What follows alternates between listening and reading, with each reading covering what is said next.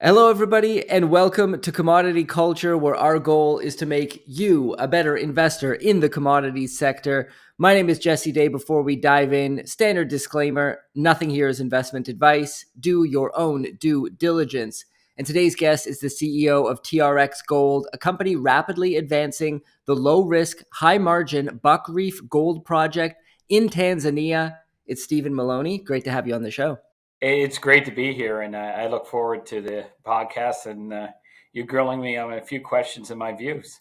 Awesome. I cannot wait as well. I want to start by taking a step back and looking at the gold market from a broader perspective by asking what are the main themes and trends that you're currently watching when it comes to the gold market that you think investors should be paying attention to right now? Yeah, so the gold market, I think there's a couple of themes that are out there. One is obviously we've seen interest rates decline, and so know with the Trump presidency, which way your interest rate's going to go. That will always be something that is a focus because traditionally, and I say traditionally, interest rates have been gold has been an inverse relationship to interest rates, and so in that regard too is gold has had a good run based on inflation as well. So keeping an eye on inflation and where is inflation going, money supply, all those traditional metrics. It's also the geopolitical risk in the world seems to be increasing. Despite the U.S. election, I think that that's going to continue. There are going to still be anti-American forces out there in the world, and there's still going to be disputes in the world. And I think that is something to keep an eye on. The world is becoming a little bit rougher of a playground, and then with regards to that and U.S. sanctions, I think you need to keep an eye on that too, and the buildup of other currencies and those sort of things. So, or potential to try to replace U.S. dollar. I don't think that's going to happen anytime soon, but certainly there's always rumblings of that, and central banks putting gold in their portfolios. So those are the broader themes, and gold has reacted well to those. Yeah, absolutely. Definitely a lot more geopolitical uncertainty these days. And gold has put in a fantastic performance year to date, up around 28%. It's outperformed the S&P 500 and the Dow Jones. You would think that media headlines would be everywhere about this level of outperformance from an asset that gets very little, if any, allocation from traditional financial managers. Why the silence in the mainstream press at this point in time, and what will it take for people to start paying more attention to gold? I think that's a good question. And I think, one of the reasons for it is a little bit more of a silence on gold has been the performance of Bitcoin and the attention that Bitcoin has gotten, particularly after the U.S. election and the run up in Bitcoin over 100,000. So that's been significant, and it's taken a lot of headlines.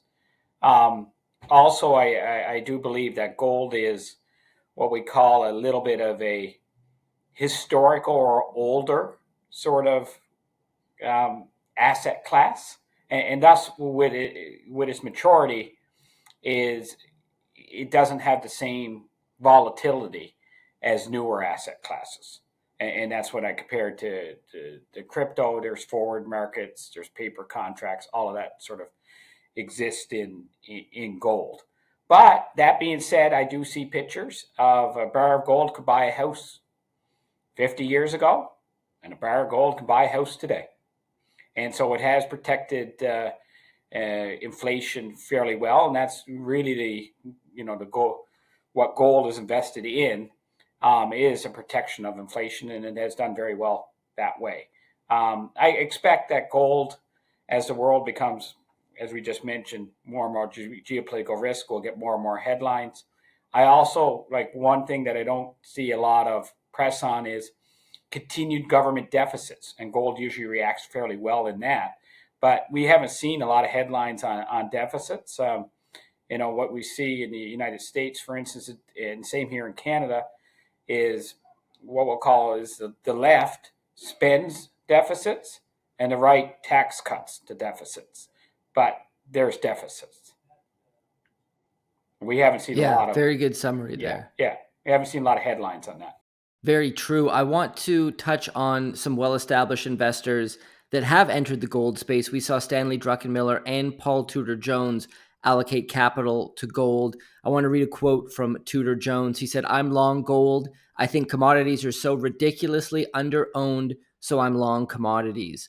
What are your thoughts there? Obviously, these are gentlemen with a very long and successful track record in investing. Warren Buffett infamously, I think, called gold a doorstop. It doesn't do anything. It doesn't yield anything, so he's not interested. But do you think we'll start to see more of this big money in the form of other big name investors or institutions start to allocate more capital to the gold space as we move forward into 2025? Yeah, I do. Look, and prior to me coming in this role 4 years ago, when it was at PwC, I advised a lot of asset managers as well as large pension funds on commodity exposure. So a lot of pension funds and a lot of investors were underweight commodities. And historically, they want to try to be around 2% of their portfolios, and they were well and under net. And that's excluding oil and gas, because North American pensions and funds are oil and gas is well represented in their portfolios. But the commodities and gold, copper, and other commodities were traditionally underrepresented. And to your point around Warren Buffett, they wanted to try to get exposure to the growth in the asset and the value of the asset and inflation protection. But they also wanted to try to come up with structures that got them leverage to the asset and protection on the downside as well. So I fully expect that trend to continue, particularly if we see the same trends going on in the world. Like I said, 30 years ago, I bought a house. Today, it buys a house for the same number of ounces. So it has held up as an inflation hedge, and certainly asset managers look at it that way. What do you think about the central bank gold buying aspect of the market? There's a lot of theories on this. Some say since the US froze Russia's FX reserves, countries got put on notice. Well, they could sanction us next. You never know who's going to be political allies or enemies, especially considering all this geopolitical risk we talked about. On the other, well, maybe not on the other end, but on perhaps the more conspiratorial end of the spectrum, there are some who say that, well, the central banks know that there's a monetary reset coming and gold is going to become a part of the international monetary system. I'm wondering what your thoughts are on central bank gold accumulation. Yeah, so when you look at history, I guess I'm going to answer this question a little bit differently than I answered it before, because the way you phrased the question. When you look at history, the Bretton Woods system, really, it was less than 50 years ago. That's not long in the history when you think about a timeline of history, right? So, it's certainly longer than my age, but it is really, in time, it's not that long ago. So with all the uncertainty and with, the BRICS out there saying they want to try to have a different form of exchange besides the US dollar or King dollar, then I'm not surprised that you have central bank gold buying. That has historically been what central banks invest in. There are cycles of central banks buying and disposing of that. We're into the buying cycle. With all the uncertainty and geopolitical risk, gold is not traceable, right? The bars. So it can be smelted, it can be moved. You don't need an electronic transaction around it. All of those factors go into central banks wanting to put it in place. And there's been, articles that I've read that gold is being traded in the East. And certainly we get approached all the time from people in the East wanting to buy gold and being used to try to avoid U.S. sanctions. So that's out there. If you wanted to go into conspiracy theory, I can see how that can work and why. And so, all of those factors, I'm sure, has led to demand. We see a demand of gold moving from west to east as well. I do see that, and I've read lots of articles on that. Yeah, that's a very good point about the untraceability of gold. I hadn't heard that argument when it comes to central bank accumulation, but it does make total sense, and it's one thing that separates gold from crypto. Yes. I want to discuss I want to discuss how TRX Gold fits into the picture. Could you start by giving us an overview of the company? So an overview of the company, we're in Tanzania. We operate the Buckreef Gold Project, which has over 2 million ounces in measured and indicated category, an open pit mine, The average grade of the deposits, 1.8 grams a ton in measured and indicated category. So very good deposit, comes to surface.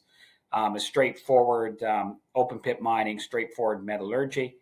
And the business plan that we put in place is to grow it slowly under production capacity, utilizing the cash flow to put back into increases in production as well as exploration. So last year we did over 15 million of EBITDA in free cash flow, and we reinvested that right back into the business. And that was just over 20,000 ounces. So, we're under around $1,000 cash cost for the operation. So good little operation that continues to grow, that has a really, really good future on growth and more growth and more growth. Well, I'd like to get some more details on the Buckreef project and Tanzania as a jurisdiction as well. So could you walk us through the infrastructure you have in place, relationship with local government and community, and anything else you think it's important to touch on? So on the project, we have a 2,000 ton per day plant. We've done that over 3 expansions that were all on time and all on budget over the last 2.5 years. And so that is operating on site. We have a contract miner on site as well as our own mining equipment as well. And we continually expand that, and we'll look to, basically make the operations much more profitable over the next year by putting in place operational improvements around that plant and mining. Now, with regards to on site, there's now over 700 people. So when I joined just over 4 years ago, there was only around 20 people. But now we have 700 people, including contractors. So there's a lot of local jobs there, and we're 100% local on site. So obviously we have a good social relationship with that growth, with that employment profile in the region that we operate. The government is extremely supportive of mining investment. We're in front of the government now on how do we come up with a new framework agreement or an investable agreement around the Buckreef Gold Project in order to continually expand it and meet the objectives of the country. And help them meet their objectives, which is more foreign currency, 10% of GDP they want from the minerals sector, and they want to support that growth in the mining sector and the jobs that come with it. Obviously, with gold and other commodities, there's a lot of royalties and taxes that get paid as well, and no matter what jurisdiction you're in, and that helps support the social infrastructure of the country and the government expenditure. So all in all, really good reception. The infrastructure is good in Tanzania, both human capital. There's major mines there, like Barrick's mines, has some mines there. AngloGold Ashanti's largest mines there. So we have no trouble attracting good talent. We are only 10 to 15 kilometers at the end unpaved. We're on the national power grid, which is going to go almost predominantly hydro with the Julius Nyerere facility coming online and ramping up. So all in all, the infrastructure is really good, and we've built things really quickly and really cost effectively there. Well, TRX Gold recently reported year-end 2024 results. Could you walk us through those results, the impact they're having on the company now and moving forward? Yeah, so the results, as I mentioned previously, we had just did over 20,000 ounces in the last 2 years, around a cash cost of around $1,000 an ounce. And we've taken the cash flow from operations and reinvested it in the business. So that helped due to plant expansion, as well as develop the pit. In the next year, we expect to do more ounces than we did last year. We expect to reinvest that into further operational improvements, and also we have to get to the drill bit because there's so much gold on this property that we need to explore. We're finding new trends every day, and we really got to drill those out to get them into the resource and reserve categories, to put them into the mine plan, to increase other valuation metrics of the property, such as net asset value, and show the market of the potential for it to increase production significantly. It can increase production significantly on the current resource base, but it would be easier to on a much larger resource base, and the mine life would go on a lot longer. Well, you have a focus on prudent capital management that minimizes shareholder dilution. You mentioned reinvestment into the company's operations there. Could you talk to us about your overall strategy, your philosophy behind raising and allocating capital moving forward as well for the company? Yeah, so with regards to capital, is when I came in, the company needed to, re-solidify its balance sheet. So we haven't done a capital raise in over 3 years now. And the net capital was raised, I believe, I got the numbers in front of me, was around $23.5 million, we've now invested over 2 times that amount into the asset because we utilize cash flow from operations into the asset. So that's a good story. So the asset continues to grow its EBITDA. We get on a good return on capital investment. Going forward, look, we need to see good returns on the capital that we reinvest into the asset. So I'm not talking single-digit IRRs. It has to be significant IRR and short payback periods to make that investment. If we were to go to the market or ask shareholders for additional capital, there had to be a really, really good use for it that would spring shareholder value, both existing and future shareholders. So that may be accelerating drill programs, for instance, given what we're seeing on the property, or an acceleration of plant expansions, bringing more capital. Again, it has to have the potential to have a very, very, very high return. And what are some upcoming catalysts and news flow that investors can expect coming out of TRX Gold and the Buckreef project? We turn to be a little bit boring because we're taking cash from operations and reinvesting it. So that's a good thing. But that doesn't mean there's not excitement around it. So one is obviously operational improvements around the plant and potential expansions again around that. A better, what I would say, putting forward a much better business plan around what we're going to do around exploration and those plant expansions, and then exploration and what's on this property. So we've had our best drill hole results released in the last month. We got more drill holes into that Stamford Bridge trend and zone. I'm smiling, so I have an idea what they're showing. They're not obviously complete yet. And so they're really, it's the expansionary aspect of both production and the exploration. I think there's a lot more gold here than anybody will anticipate, but it needs to be drilled out. I want to circle back to the jurisdiction one more time because Africa. So people look at situations like the coup in Niger, which happened recently, and Western investors tend to lump the entire continent together when it comes to that sort of risk that they perceive. So I'm wondering if you could maybe dive a little bit more into your relationship with the local government, what you're seeing when you're there on the ground, and why Tanzania is differentiated from a jurisdiction like what happened in Niger. Yeah, so look, in Tanzania, you have some good M&A happening. Perseus just took out OreCorp in the last 6 to 9 months, and that's a property 20, 30 kilometers away from us. So that you also have BHP in there in the Kabanga Nickel project. So you're getting some really good Western investment into Tanzania. They want that Western investment to grow the profile of the mining industry in the country. They've made that clear. They're entering into framework agreements with a lot of miners and are very supportive of that. So that's different than the other African countries. It also is a parliamentary system that's more of a one-party parliamentary system. So that provides a little bit more stability versus what you've seen in what I'll call Niger and Mali and Burkina Faso. So, that's a different aspect. I would also say the Russian influence in Tanzania is minimal versus the countries that you just mentioned in Niger, and I mentioned Mali and Burkina Faso. So that's a significant difference. And our relationship's good with the government. As long as we've grown the asset, there's 700 jobs there now, and they're constantly asking us, how do we continue to grow it? How do we make it more of a economic impact in Tanzania? So look, these are risks that you need to manage. You need to sit down and talk to people. Is it always straightforward? No. Is it always smooth? No.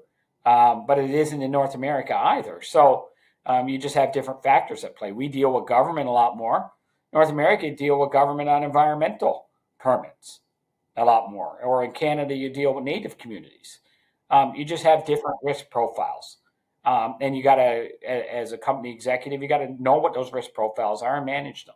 I've done this before in my prior roles, so I'm quite comfortable with the risk profile of the country. And I don't need to go around with security detail in Tanzania. In other countries, I would. So I like to be operating in jurisdictions where I feel safe. Yeah, and that's a great point regarding North America as well. It has its own jurisdictional risk in terms of permitting times, and governmental red tape as well. So that's a great analogy there. I want to end by opening the floor to you. Is there anything we haven't yet discussed, or perhaps something you want to emphasize that you think it's important for potential shareholders to know about TRX Gold?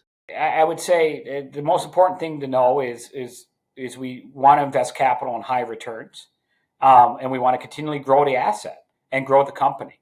So growing the company's resource base, its production profile, and we'll probably diversify at some point in time as well. We have built up a great skill set over the last 3 to 4 years, and we should be utilizing that elsewhere to grow shareholder value.